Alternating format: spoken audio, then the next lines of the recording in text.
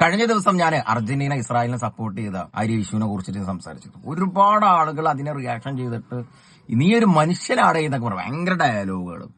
ഞാൻ ഇപ്പോഴും ഞാൻ പറഞ്ഞത് ഇപ്പോഴും ഈ മണ്ണ് തിന്ന ആൾക്കാർക്ക് ഇപ്പോഴും മനസ്സിലാവണില്ല എന്ന് എനിക്ക് തോന്നുന്നത്. മെസ്സി എന്ന ഒരു വ്യക്തി പറയുന്ന ഇസ്രായേലിനെ സപ്പോർട്ട് ചെയ്തിട്ട് ഞാൻ എപ്പോഴും പറഞ്ഞ അവിടുത്തെ ഭരണകൂടമാണ് ഇവിടുത്തെ പ്രശ്നം. എപ്പോഴും പറഞ്ഞ അവിടുത്തെ രാജ്യത്തിന് നമ്മൾ എതിരാണ്. വെറുതെ ഞാൻ ചോദിക്കട്ടെ, ഇനി ഒരു വേറെ വിട്, ഈ അർജന്റീന രാജ്യം മാത്രമല്ല 10 രാജ്യങ്ങൾ ഇതിന് ഇസ്രായേലിനെ സപ്പോർട്ട് ചെയ്തിട്ടുണ്ട്. ബാക്കി 9 രാജ്യത്തിനെ കുറിച്ച് ഈ മണ്ണ് തിന്നെ ആൾക്കാർ മിണ്ടുന്നില്ല. അപ്പൊ അവർ ടാർഗറ്റ് ആവുന്നല്ല.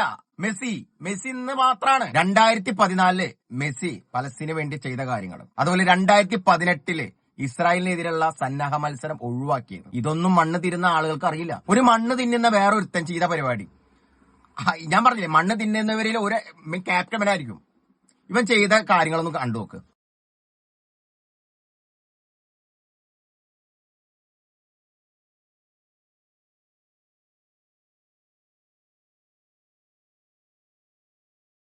ഈ മരക്കഴുതയുടെ പ്രതിഷേധമാണ് കാണിച്ചത്. എന്നിട്ട് അവൻ തന്നെ കമന്റ് ഇട്ട് നോക്കിയാ, ഇത് ഫുട്ബോളിനോടോ മെസ്സിനോടോ ഉള്ള പ്രതിഷേധമല്ല, അർജന്റീനയോടുള്ളതാണെന്ന്. മെസ്സിയുടെ ജയിച്ചിട്ടേ, എടാ അറ്റ്ലീസ്റ്റ് മണ്ണ് തിന്നുന്ന നാറിയെ ഒന്നെങ്കിൽ അർജന്റീനയുടെ പ്രസിഡന്റിനെ അല്ലെങ്കിൽ അർജന്റീനയുടെ ഫ്ലാഗ് ഇതാണ് കത്തിക്കേണ്ടത്. മെസ്സിയുടെ ജയിച്ചത് കത്തിച്ചിട്ട് എന്ത് പ്രതിഷേധാണോ? മെസ്സി എന്തെങ്കിലും ഇസ്രായേലിനെ സപ്പോർട്ട് ചെയ്ത് എന്നുള്ളൊരു വാർത്ത കേട്ടാൽ